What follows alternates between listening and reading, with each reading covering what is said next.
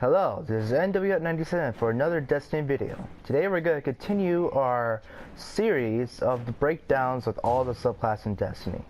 Today we're going to do the Defender. So, the Defender is basically made to be a support class, and it actually has very interesting abilities. Probably the best abilities for PvE, and it's actually pretty good for PvP as well. So let's get started. Okay, magnetic grenade. A grenade that attaches to enemies and explodes twice.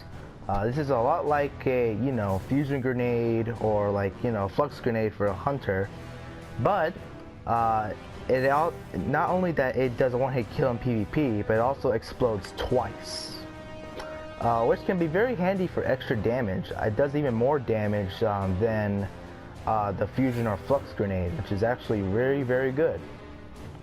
This is an excellent grenade for PvE as well, because it does, like I said, a lot of damage. So if you just want to do complete damage, do one-hit kills in PvP, this grenade is for you. Spike grenade. A grenade that attaches to any surface and emits a torment of damaging void light. Or turret, I should say. This used to be not so good, but ever since Bungie had made like a big PvP buff, spike grenades are amazing now. They decreased the speed of, or the duration of the grenade, but they doubled the damage. So they could kill you, it can kill you faster, which can be very good if you know how to place them. This is basically a lightning grenade, but it does continuing damage instead of like tick damage, which is actually either good or bad. I actually don't know why a lot of people don't use this. Suppressor grenade. A grenade, explosive grenade that prevents enemies from using abilities for a short time. For PvE, I don't really recommend this because, you have magnetic grenade, which is really for damage.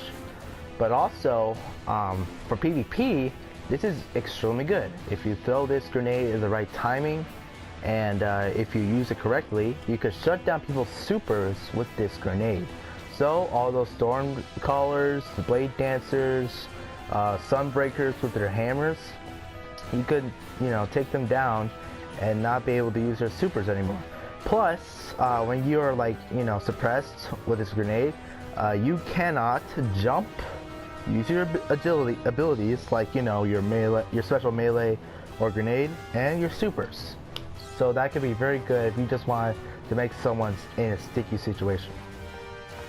For lift, this is the exact same tree for the Striker Titan.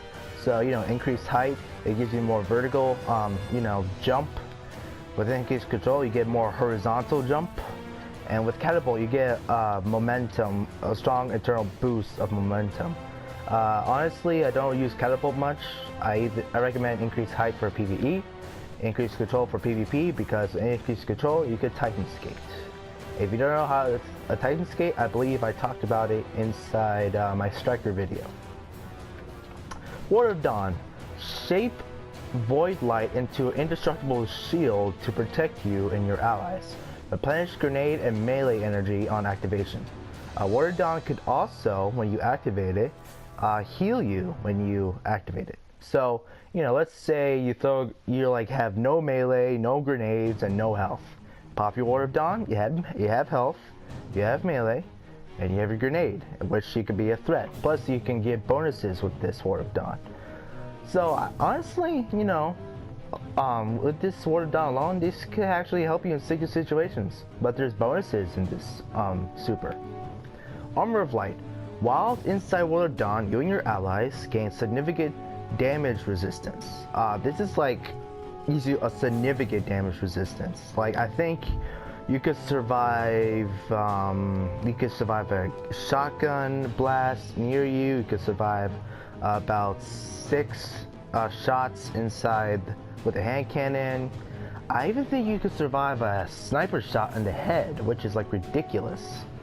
So basically, if you don't want to die in your bubble, this is the perk you want to use. I always recommend this for PvP because if you have a shotgun, Ward of Dawn, Armor of Light, and I think people haven't learned this already, but you shouldn't go inside a defender's bubble, like your enemy's bubble, because if you do, you're most likely gonna die. An excellent counter for this, Armor of Light super is actually using Fist of Havoc against them.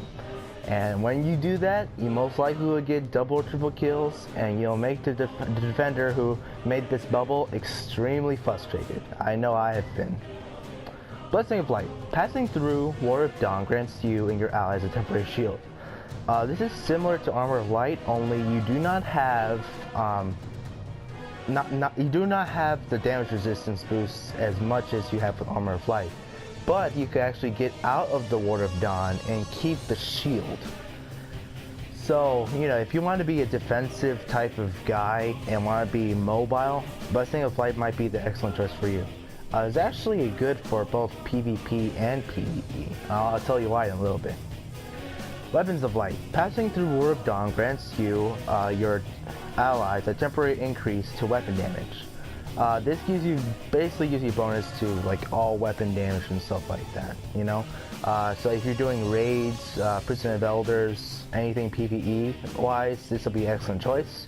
And for PvP, if you have a high impact sniper rifle, this could be a one-hit kill either for the body or the head. So if you want to be that kind of character and just camp all day, this is probably the best ability for you for War of Dawn.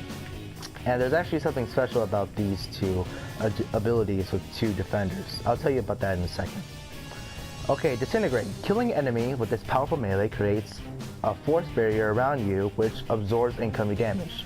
So this basically is like, I don't know, I guess you could say it's Blessing of Light, but I think there's a different number for it. You might get a little bit less of a shield than Blessing of Light, but it still helps you a lot. Like, you could survive a certain amount of damage with this ability. Like, you could take a shotgun blast without dying, which is very, very handy. Okay, so the bonus abilities is War Machine. While force barrier is active, all your weapons reload and ready blindly fast. So let's say, you reload a shotgun with like 5 or 6 bullets, and it takes like 5 seconds to do it, right? Well, with this ability, and you have force barrier on, you basically reload the shotgun about less than 1 second, which is ridiculous. And also, you can ready your weapons extremely fast as well. I honestly recommend this basically at all times with PvE, with one exception. Gift of Light. While force barrier is active, all your melee kills create orbs of light. So if you want to create orbs of light and like have people, get their supers as much as possible in both and a lot of PvE and sometimes PvP, then this is right for you. Honestly, don't recommend this for PvP because if you just keep punching people while doing this, you're gonna get shotgun in the face. So I mostly recommend this for PvE. Very, very handy in PvE. Okay, Unbreakable. Force barrier continually recharges. What this means is that when you have force barrier active and you take damage with force barrier, it'll continually recharge as long as it's active.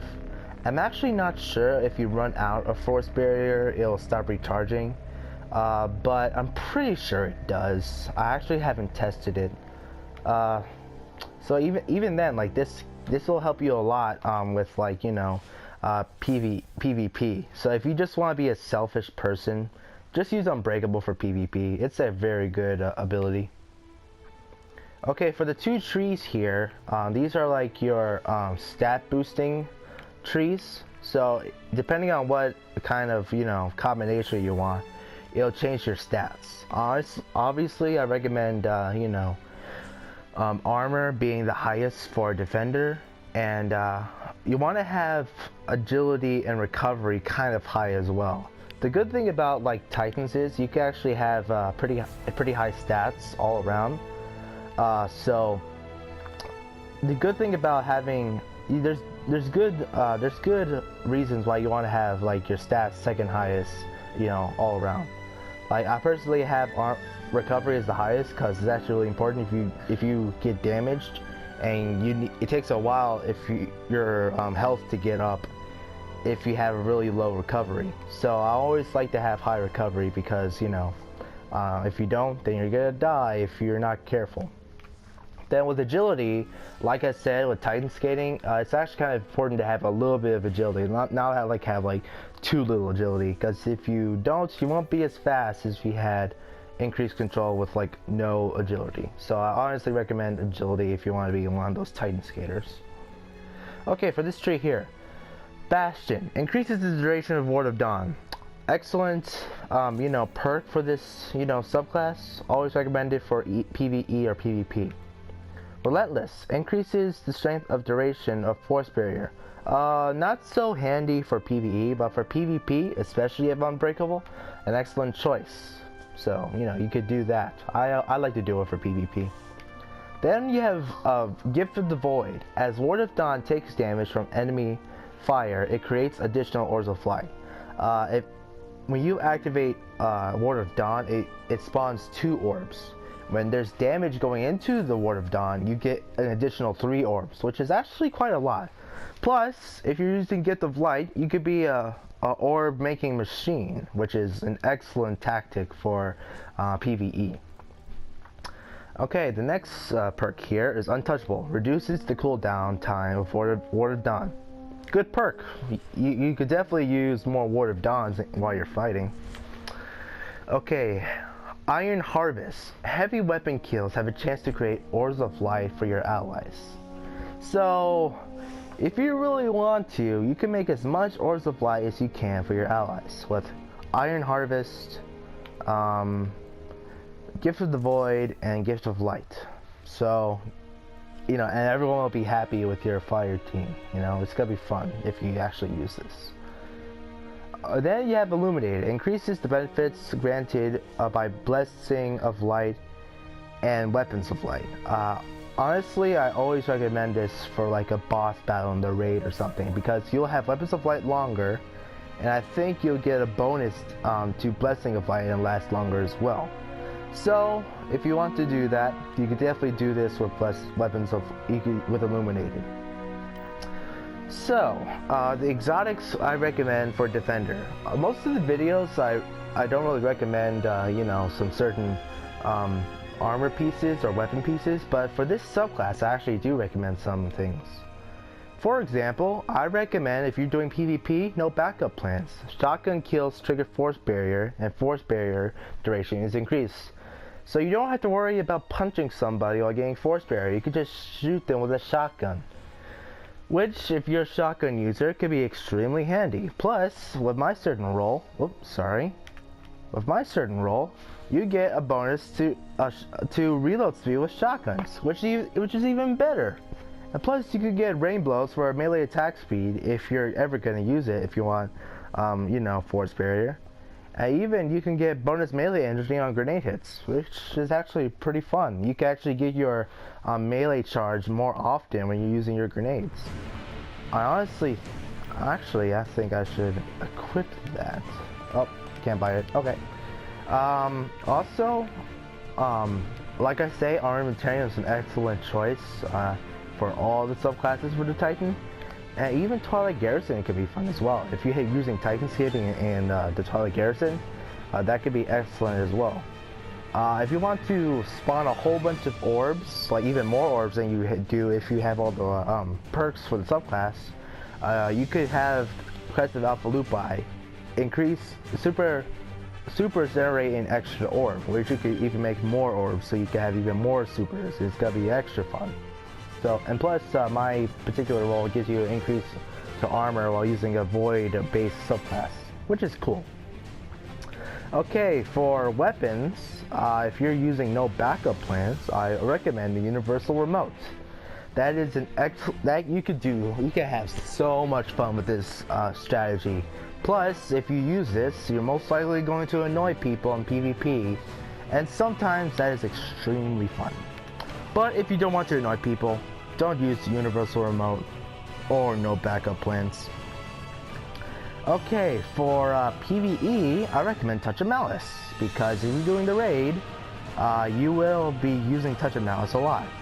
And the thing is, when you're using Touch of Malice and like the one bullet is left on the magazine, it'll do bonus damage, but it'll decrease your health.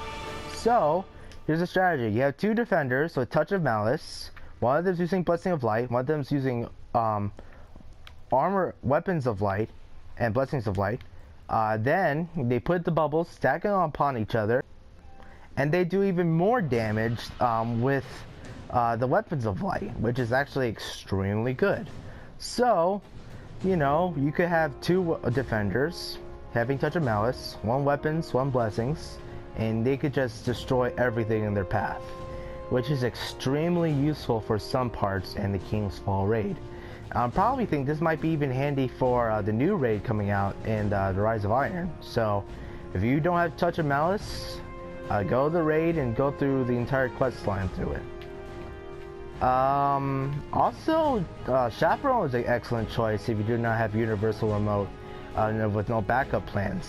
But the thing is, you have to like focus on getting precision kills instead of just doing the regular, you know, spread shot. This is a buckshot, which is like one big slug to kill somebody. And yeah, other than that, that's actually it for the recommendations for this subclass. Thank you guys for watching. Make sure to like, comment, subscribe. And since I'm doing all these videos about the subclass, comment below on what's your favorite subclass. Okay guys, thank you for watching and God bless. Goodbye.